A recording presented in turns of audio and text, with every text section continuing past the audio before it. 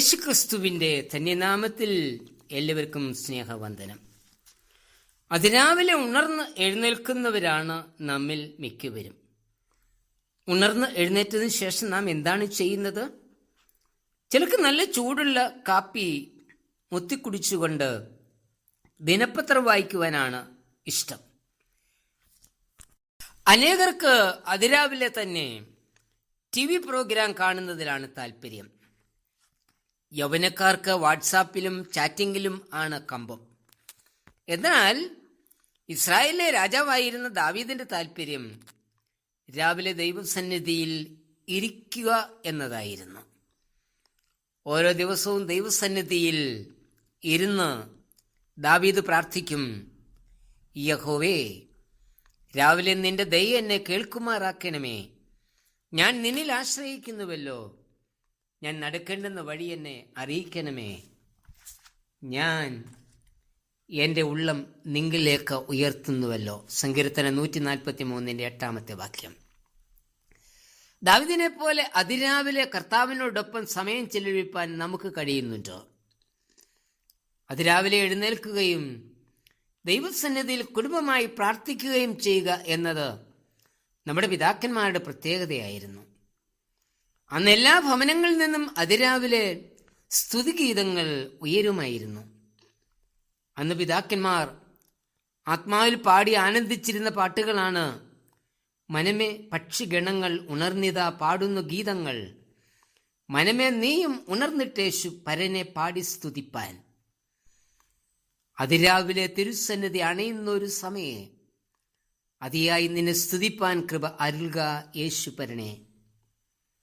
ഉഷകാലം നാം എഴുന്നേൽക്കുക പരനേശുവെ സ്തുതിപ്പാൻ. ഉഷകാലം എന്താനന്ദം നമ്മൾ പ്രിയനോട് അടുത്തിടുകിൽ. എന്നാൽ ഇന്നോ ആരോഗ്യം സംരക്ഷിക്കുന്നതിനു വേണ്ടി രാവിലെ എഴുന്നേറ്റ് 4 മൈലെങ്കിലും നടക്കും.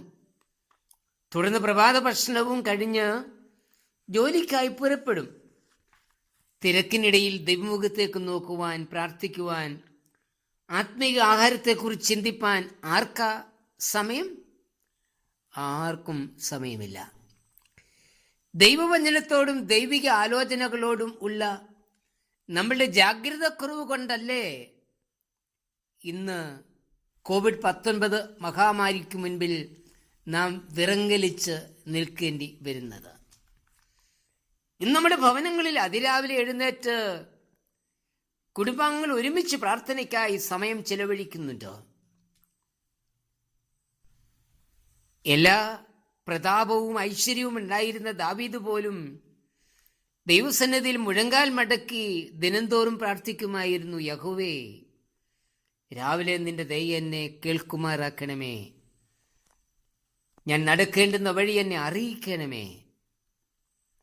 മോശയുടെ പ്രാർത്ഥന, കാലത്ത് തന്നെ ഞങ്ങളെ നിന്റെ ദയ കൊണ്ട് തൃപ്തരാക്കണമേ, എന്നാൽ ഞങ്ങളുടെ ആയുഷ്കാലമൊക്കെ ഞങ്ങൾ ഘോഷിച്ചാനന്ദിക്കും. സങ്കീർത്തനം 90 വാക്യം.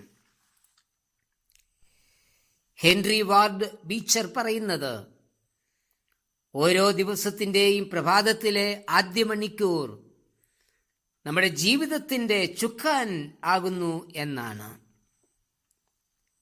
ഞങ്ങളുടെ കുടുംബ പ്രാർത്ഥനയിൽ ദിനംതോറും ഞങ്ങൾ പ്രാർത്ഥിക്കുന്ന ചില വാചകങ്ങളുണ്ട്. കർത്താവേ, ഈ പകൽക്കാലം നീ ഞങ്ങളോടുകൂടെ നടക്കണമേ. നിന്നോടുകൂടി നടക്കുവാൻ, നിന്നോടുകൂടെ പ്രവർത്തിക്കുവാൻ, നിനക്കിഷ്ടമുള്ളത് മാത്രം ചെയ്യുവാൻ ഈ പകൽക്കാലം ഞങ്ങളെ സഹായിക്കണമേ. ഈ പ്രാർത്ഥനയോടുകൂടി ആരംഭിക്കുന്ന ഞങ്ങളുടെ ഓരോ ദിനവും പുതിയ ബലത്തോടും പുതിയ കൃപകളോടും കൂടിയാണ് മുന്നേറിക്കൊണ്ടിരിക്കുന്നത്. ഓരോ ദിനവും ഉണ്ടാകാവുന്ന പ്രതിസന്ധികളെ തരണം ചെയ്യുവാൻ നമ്മെ സഹായിക്കുന്നത് കർത്താവ് കൂടെ ഉണ്ട് എന്നുള്ള നിശ്ചയം ആണ്. കർത്താവ് ഇങ്ങനെ പറഞ്ഞു, മുൻപേ അവൻ്റെ രാജ്യവും നീതിയും അന്വേഷിപ്പീൻ, അതോടുകൂടെ ഇതൊക്കെയും നിങ്ങൾക്ക് കിട്ടും. മത്തായിയുടെ സുവിശേഷം 6-ാം അധ്യായം 33 വാക്യം. ദാവീദിനെ പോലെ പ്രഭാതത്തിൽ എഴുന്നേറ്റ് ദിനംതോറും നമുക്ക് പ്രാർത്ഥിക്കാം. കർത്താവേ, രാവിലെ നിന്റെ ദയ എന്നെ കേൾക്കുമാറാക്കണമേ. ഞാൻ നടക്കേണ്ടുന്ന വഴി എന്നെ അറിയിക്കണമേ.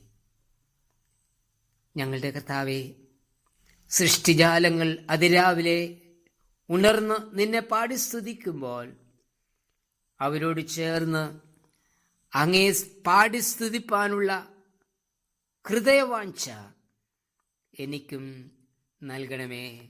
ആമേൻ.